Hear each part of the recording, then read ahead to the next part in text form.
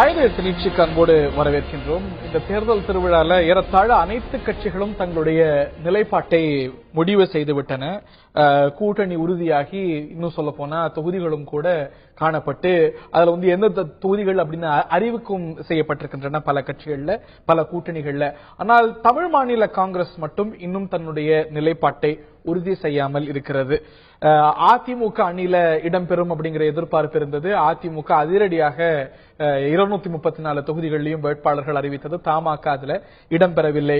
எனில் எந்த பக்கம் தமாகங்கிற கேள்வி இயல்பாகவே எழுகிறது. திமுக பக்கம் இல்லை என்றால் காங்கிரஸ் அந்த கட்சியில் இருக்கிறது. மீதி இருக்கக்கூடிய வாய்ப்புகள் தேமுதிக, மக்கள் நல கூட்டணி, பாமக, பாஜக. நேற்றிலிருந்து உலா வரக்கூடிய செய்தி என்னவென்றால் பாமக, தமாக, பாஜக மூன்றும் இணைந்து தேர்தலில் ஒரு கூட்டணி அமைக்கிறதுக்கான வாய்ப்பு இருக்கிறது என்று செய்திகள் வர துவங்கின.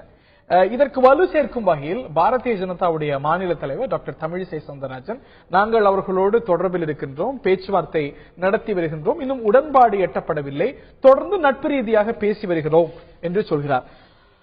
தமிழ் மாநில காங்கிரஸ் பாஜகவோடு உடன்பாடு வைப்பதற்கான வாய்ப்பு இருக்கிறதா? இல்லையெனில் என்னென்ன வாய்ப்புகள்? இது முரண்பாடான காம்பினேஷனா? பல கேள்விகள் எழுந்திருக்கின்றன.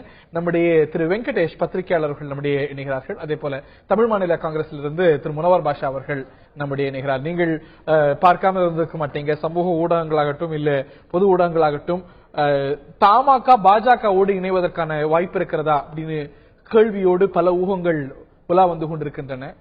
பேச்சுவார்த்தை நடக்கிறது அப்படின்னு பாஜக தரப்பு சொல்கிறது. I want to hear your side.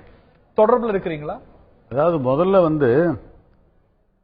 தேர்தல் களம் அமைந்த உடனேயே கேப்டன் விஜயகாந்த் அவர்களோடு திராவிட முன்னேற்ற கழகம் பேச்சுவார்த்தை நடத்தி கொண்டிருக்கிறது.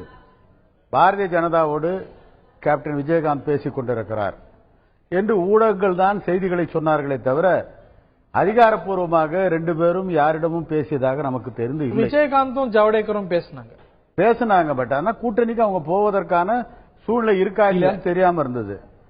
அதுக்கு பிறகு கடைசியில் விஜயகாந்த் அவர்கள் மக்கள் நல கூட்டணியோடு தன்னை இணைத்துக் கொண்டார்.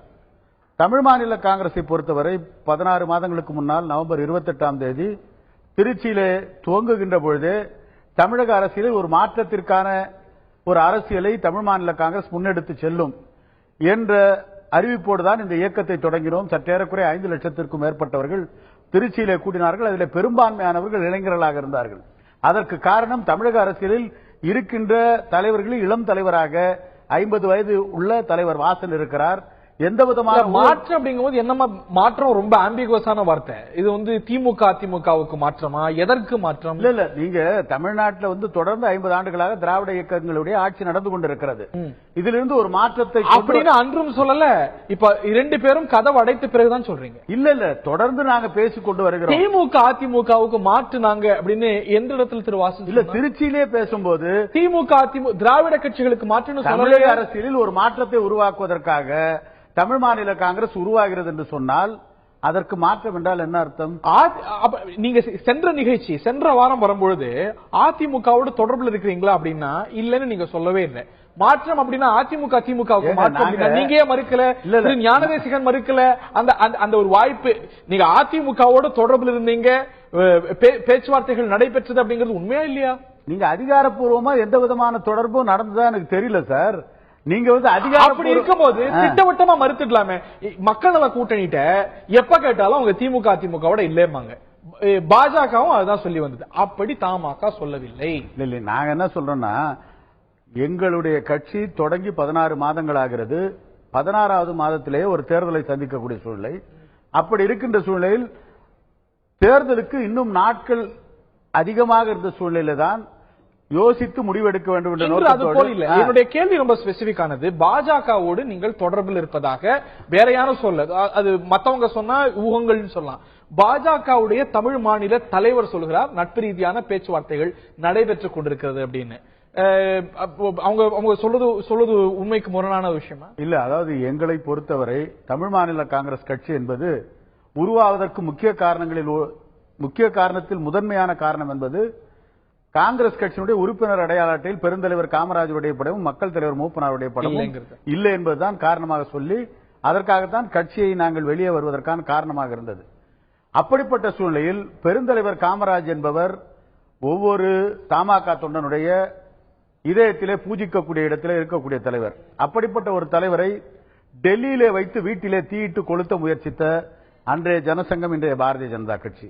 அது மட்டுமல்ல, தலைவர் மூப்பனார் அவர்கள் வாஜ்பாயின் தலைமையில் ஆட்சி இருந்த பொழுது 3 தமிழ் மாநில காங்கிரஸ் நாடாளுமன்ற உறுப்பினர்கள் தலைவர் மூப்பனாரை தொடர்பு கொண்டு எந்த பதவி வேண்டுமானாலும் தருகிறோம், தயவு செய்து ஆட்சிக்கு ஆதரவாக வாக்களிங்கள் என்ற போது 3 வாக்குகளை வாஜ்பாய் ஆட்சிக்கு எதிராக வாக்களித்து அந்த ஆட்சி கலைவதற்கு காரணமாக இருந்த கட்சி 99ல திமுக பாஜகவோட கூட்டணி வைத்த போது அன்றைய தமாக அந்த கூட்டணியிலிருந்து வெளியேறியது. புதிய தமிழகம் உள்ளிட்ட கட்சிகளோட போட்டி. இன்னைக்கு நான் அதெல்லாம் புரிஞ்சுக்கிறேன். பட் ஆனா இந்த நிலையில தொடர்புல இருக்கிறீங்க, அப்படிப்பட்ட கட்சியில எப்படி தொடர்புல இருக்கோம் அவங்க தான் சொல்றாங்க. அது பொய் தான். ஏன்னா எங்க தரப்பை பொறுத்த பாஜக தலைவர் உங்களோட நட்பு ரீதியான பேச்சுவார்த்தை நடக்குதுன்னு சொல்வதே பொய் இல்லையா? எங்க தலைவரை பொறுத்தவரை எல்லோரிடமும் நட்பாக இருப்பார். இல்ல, பேச்சுவார்த்தை என்பது நட்பா அவர் பல தலைவர்களோட இருக்கிறாரு, ஒரு மூத்த தலைவர், அதெல்லாம் கூட்டணி குறித்த நட்பு ரீதியான பேச்சுவார்த்தை 2ஆம் கட்ட தலைவர்களோட பேச்சுவார்த்தை நடைபெற்று வருதுன்னு திருமதி தமிழிசை சொல்றாங்க. நாங்க எங்க தரப்புல இருந்து அது இல்ல. அது மட்டும் இல்லாம அவங்களோட பேசல, அவங்க சொல்றது தவறான. எங்களை பொறுத்த வரைக்கும் பாஜகவோடு கூட்டணி என்பதற்கு இடமே கிடையாது என்பதுதான் எங்களுடைய நிலைப்பாடு. பிறகு அவங்க ஏன் சொல்லணும்? அவங்களதான் கேட்கணும். நீங்க என்ன கேட்டீங்கன்னா, நீங்க பேசாம அவங்க ஏன் சொல்லணுங்கிற கேள்வி. எது வேணாலும் சொல்லிட்டு போலாம் சார். நாங்க சொல்றதுக்கெல்லாம் மறுத்துக்கிட்டு இருக்க முடியாது. அவங்க சொல்வது தவறான, அவங்க சொல்வது தவறான கருத்து. எங்கள் தலைமையை பொறுத்தவரை அப்படிப்பட்ட ஒரு நிலைப்பாட்டில் இல்லை. அது மட்டுமல்ல, பாஜகவை பொறுத்தவரை விஜயகாந்தோடு பேசுகின்ற பொழுது அவர்கள் வைத்த கண்டிஷன், விஜயகாந்த் என்பது அவரை முதலமைச்சர் வேட்பாளராக ஏற்றுக்கொள்ள வேண்டும் என்பது. அதற்கு பாஜக சொன்னது, நாங்கள் வேற்று கட்சிக்காரர்களை முதலமைச்சர் வேட்பாளராக அறிவித்த வழக்கம் இல்லை என்று சொன்னார்கள். அப்படி என்று சொன்னால் அன்புமணி ராமதாஸ் ஏற்கனவே முதலமைச்சர் வேட்பாளர் என்று அறிவிக்கப்பட்ட ஒருவரோடு எப்படி பாஜக கூட்டணி வைக்கும்? இல்லங்கிறாங்க அவங்க. இன்னைக்கும் தமிழிசை சவுந்தரராஜன் தமாக குறித்த கேள்விக்கு தான் அவங்களுடைய பதிலே தவிர, பாமக குறித்து கேட்கும் போது அவங்க வந்து அந்த கோரிக்கையை அவருக்கு கைவிடாத வரைக்கும் எங்களுக்கு அந்த நிலையே வரவில்லை. என்று சொன்னால் மதச்சார்பற்ற கொள்கையில் அழுத்தமான நம்பிக்கை உள்ள தலைவர் வாசன்.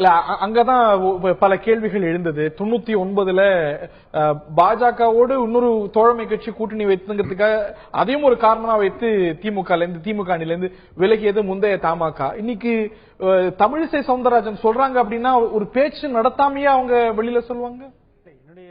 இவருடைய வெரி கிளியர் கேட்டகாரிக்கல் ஸ்டேட்மெண்ட் என்னன்னா, மதச்சார்பற்றன்னு ஒரு வார்த்தையை சொல்றாங்க. மதச்சார்பற்ற ஒரு அணி அப்படியா தான் யோசிக்கும் போது நாங்க நிச்சயமா பாஜகவோட சேர மாட்டோம். இதுதான் அடிப்படை கொள்கையாக இவர்கள் வந்து ஆரம்பத்திலிருந்து வைத்திருக்கிறார்கள். ஏன்னா நீங்க இவங்களுக்கும் காங்கிரஸுக்குமான ஒரு அடிப்படை கொள்கை வந்து இந்த மதச்சார்பற்ற தன்மை. சோ அந்த தொடர்ச்சி ஒண்ணு இவங்க கிட்ட இன்னும் இருக்குதான் நான் நினைக்கிறேன். நீங்க வந்து நீங்க பல்வேறு காரணங்களுக்காக இவர்கள் கட்சியை வந்து இரண்டாக பிரிந்து இவர்கள் வந்து தனியாக தமாக என்று கொண்டு வந்திருந்தாலும் அந்த அடிப்படை கொள்கையான மதச்சார்பற்ற என்ற அம்சத்தில் வந்து இவர்கள் உறுதியாக இருக்கக்கூடிய வாய்ப்பு ஒண்ணு இருக்கு. இப்ப இருக்கக்கூடிய மிகப்பெரிய சிக்கல் என்னன்னா, இவர்கள் வந்து யாரோடமாவது சேரணுமா அப்படிங்கிற ஒரு கேள்வி. இத்தனை நாள் நீங்க எனக்கு தெரிஞ்சு நீங்க இன்னொரு வரி எனக்கு இவர் சொல்லிட்டே இருந்தாரு, வாசன் அவர்கள் சொல்லிக்கொண்டே இருந்த ஒரு செய்தி என்னன்னா, மக்கள் விரும்பக்கூடிய அல்லது தொண்டர்கள் விரும்பக்கூடிய ஒரு வெற்றி கூட்டணியில் நாங்கள் இணைவோம் அப்படின்னு ஒரு வார்த்தை சொல்லிட்டே இருந்தார். Very ambiguous. பட் ஆனா அதுக்கு நாம வந்து விதவிதமா அர்த்தம் சொல்லிட்டே இருந்தோம். ஆக்சுவலா அந்த வெற்றி கூட்டணினா என்ன, அந்த வெற்றி கூட்டணியில் எப்படி இவர் போய் சேர போறார். இப்பவும் நான் என்ன நினைக்கிறேன்னா, இப்ப இவருக்கு போய் சேரக்கூடியதுதான் வெற்றி கூட்டணின்னு சொல்லுவாங்களோ அப்படின்னு நான் வந்து திருப்பியும் அப்படிதான் நான் நினைச்சிட்டேன். ஆனா இன்னைக்கு இருக்கக்கூடிய ஆப்ஷன்ஸ் வந்து இவங்களுக்கு வெரி வெரி லிமிட்டட். ஆக்சுவலா நீங்க ஒண்ணு மக்கள் நல கூட்டணிக்கு போகணும், இல்ல நீங்க பாஜகவோட போகணும், இல்ல பாமகவோட போகணும். இதுல இப்ப இவங்களுடைய தெளிவான முடிவு வந்து நிச்சயமா அவங்களோட பாஜகவோட போக மாட்டோம் அப்படிங்கிறது. அப்படின்னு இருக்க பட்சத்தில் நிச்சயமா இருக்கக்கூடியது மக்கள் நல கூட்டணி. மக்கள் நல கூட்டணி இது தேமுதிக அப்படிங்கிற ஒரு கூட்டணி கிட்ட தான் இவங்க போகணும். பாமக இன்னொரு இடத்துல அவருடைய செக்மெண்ட் ரொம்ப சின்ன செக்மெண்ட். சோ இப்ப இவங்களுடைய பார்வையில நான் நினைக்கக்கூடிய திருப்பி இவங்க வந்து கடைசியா இருக்கக்கூடிய ஆப்ஷன்ஸ் வந்து போய் சேரணும்னு விரும்பினா இவர்கள் வந்து மக்கள் நல கூட்டணி விஜயகாந்த் கூட்டணியோட தான் போய் சேர முடியும். ஆனால் என்னுடைய ஒரே ஒரு நான் இந்த வளரும் கட்சிகள் எல்லாருக்குமே சொல்லக்கூடிய ஒரு அம்சம் என்னன்னா, அதுவும் குறிப்பா நீங்க தமிழ்நாட்டை பொறுத்த வரைக்கும் ஒரு ஆழமான ஒரு காங்கிரஸ் தொண்டர்களை இன்னும் தன்னகத்தே வைத்துக் கொண்டிருக்கக்கூடிய ஒரு கட்சி என்று சொல்லக்கூடிய தமாக வந்து குறைந்தபட்சம் தங்கள் வலுவாக இருக்கக்கூடிய ஒரு 20-25 தொகுதிகளில் மட்டும் தனித்து நின்று அவருடைய வலிமையான அவருடைய தொண்டர் பலத்தை இந்த தேர்தலில் நிரூபித்து காண்பித்தால் 2021 தேர்தல் இவர்களுக்கு மிகவும் எளிதாக இருக்கும். ஆனால் அந்த துணிவான முடிவை அவர்கள் தலைவர் தான் எடுக்க வேண்டும். Is that an option? அது ஒரு வாய்ப்பா நீங்க பரிசீலிக்கிறீங்களா? தமிழ் மாநில காங்கிரஸில் இருக்கின்ற முக்கியமான தலைவர்கள் பெரும்பாலும் முன்னாள் சட்டமன்ற உறுப்பினர்கள், முன்னாள் நாடாளுமன்ற உறுப்பினர்கள் அதிகமாக இருக்கக்கூடிய கட்சி தமிழ் மாநில காங்கிரஸ். நம்முடைய மரியாதைக்குரிய வெங்கடேசன் அவர்கள் சொன்னதைப் போல தலைவர் வாசனை பொறுத்தவரை 2021 தேர்தலைத்தான் கணக்கிலே வைத்திருக்கிறார். இந்த தேர்தல் என்பது நாங்கள் கட்சி தொடங்கி 1.5 மாதத்திலே ஒரு தேர்தல் வந்துவிட்ட பொழுது, அப்படி இன்னைக்கு தான் சொல்றீங்க, முதல்ல சொல்லல. இல்ல உண்மை எங்களுக்கு தெரியும், உள்ள இருக்கிற எங்களுக்கு தான் தெரியும் தேர்தலை பற்றி அவருடைய கணிப்பு என்பது. இந்த தேர்தல் அப்போ தேர்தலில் எங்களுடைய சின்னத்தை நிலைநிறுத்தி ஆக வேண்டும். அதை போலவே எங்களுக்கு இருக்கின்ற வாக்கு வங்கியை சோதித்து பார்க்க வேண்டிய சூழ்நிலையில் நாங்கள் இருக்கிறோம். எனவே எங்கள் தலைவருக்கு எல்லோருடைய முக்கியஸ்தர்களை அழைத்து பேசியிருக்கிறார், தொண்டர்களோடு கருத்துக்களை கேட்டிருக்கிறார். எல்லோரும் சொல்கின்ற கருத்தின் அடிப்படையிலே கண்டிப்பாக அருமை நண்பர் வெங்கடேசன் சொன்ன கருத்தும் கூட தலைவர் வாசன் கவனத்தில் எடுத்துக் கொள்வார். எனவே இந்த தேர்தலை பொறுத்தவரை தமிழ் மாநில காங்கிரஸ் கண்டிப்பாக போட்டியிடும். அது எந்த அணி என்பதை நாளைக்கோ அல்லது நாளை மறுநாளோ தலைவர் வாசன் அறிவிப்பார். இப்போ அணின்னு வரும்போது நீங்க பிஜேபி இல்லன்னு நீங்களே கேட்டகாரிக்கலா தெளிவா சொல்லிட்டீங்க. அது இல்லன்னு புரிஞ்சுக்கிட்டா மீதம் இருக்கக்கூடிய வாய்ப்பு வேற ஒரு அணியில சேரணும் அப்படின்னா பாமக, தேமுதிக மக்கள் நல கூட்டணி. பாமக என்றால் அவர்கள் முதலமைச்சர் வேட்பாளரை அறிவித்து விட்டார்கள். டாக்டர் அன்புமணி ராமதாஸ் அவரும் மத்திய அமைச்சராக இருந்தவர், திரு வாசனும் மத்திய அமைச்சராக இருந்தவர் யூபிஏல. திரு விஜயகாந்த் இருவரில் யார் ஒருவரையேனும் முதலமைச்சர் வேட்பாளராக ஏற்ற பிறகுதான் அந்த கூட்டணி அமையும். அதுல யூ ஹேவ் நோ குவாம்ஸ், அதுல உங்களுக்கு எந்த பிரச்சனையும் இல்லை இல்லையா? இல்ல, எங்களை பொறுத்தவரை நீங்கள் சொல்வது 2 ஆப்ஷன் இருக்குன்னு சொல்றீங்க. ஏன் எங்க தலைவர் தலைமையிலே ஒரு அணி அமைக்க கூடாது? யார் இருக்கா மீதி எந்த கட்சிகள்? எஸ்டிபிஐ போல எங்கேயும் இது மாதிரி இருக்கிற கட்சிகள் ஏராளமா இருக்கு. அதாவது திமுக கூட்டணிக்கு போய் பேசி புறக்கணிக்கப்பட்ட கட்சிகள் இருக்கு, புறக்கணிக்கப்பட்ட கட்சிகள் சொல்லாதீங்க. அவங்களுக்கும் வாக்கு வங்கி இருக்கலாம் இல்லையா? இல்ல நிச்சயமா திராவிட இயக்கங்கள் புறக்கணித்து புறக்கணிக்கப்பட்ட வாழ்வுரிமை கட்சி இல்லையா? இல்ல அவர்கள் எல்லாம் ஒரு கூட்டணியில இணையணும்னு ஆசைப்பட்டு விரும்பி அந்த அணில இருந்து வெளியேறியவங்க இல்ல வெளியேற்றப்பட்டவங்க எல்லாருமே சார் ஏதாவது ஒரு அணியில முயற்சி பண்ணாங்க. உதாரணத்துக்கு சொல்றேன், திராவிட முன்னேற்ற கழகம் காங்கிரஸ் கூட்டணி உருவாயிருக்கு. ஆனா இதே காங்கிரஸ் கட்சி நாடாளுமன்ற தேர்தலில் தனித்து போட்டியிடக்கூடிய ஒரு சூழ்நிலை உருவாக்கிய திராவிட முன்னேற்ற கழகம் தான். ஆனால் இவர்கள் திடீரென்று மீண்டும் திமுகவோடு ஒரு கூட்டணியை காங்கிரஸ் கட்சி உருவாக்கி கொண்டிருக்கிறது. அது சந்தர்ப்பவாதத்திற்காக உருவாக்கப்பட்ட கூட்டணி. அதை போல பல்வேறு கட்சிகள் ஒரு கூட்டணிக்கான ஆயத்தத்தில் இருக்கிறார்கள். அப்படிப்பட்ட முயற்சி ஏன் தமிழ் மாநில காங்கிரஸ் தலைமை எடுக்கக்கூடாது? எடுக்க முடியாதா? நான் கேட்கிறேன். அதுக்கான வாய்ப்புகள் தான் கருத்தில் போடுறாரு.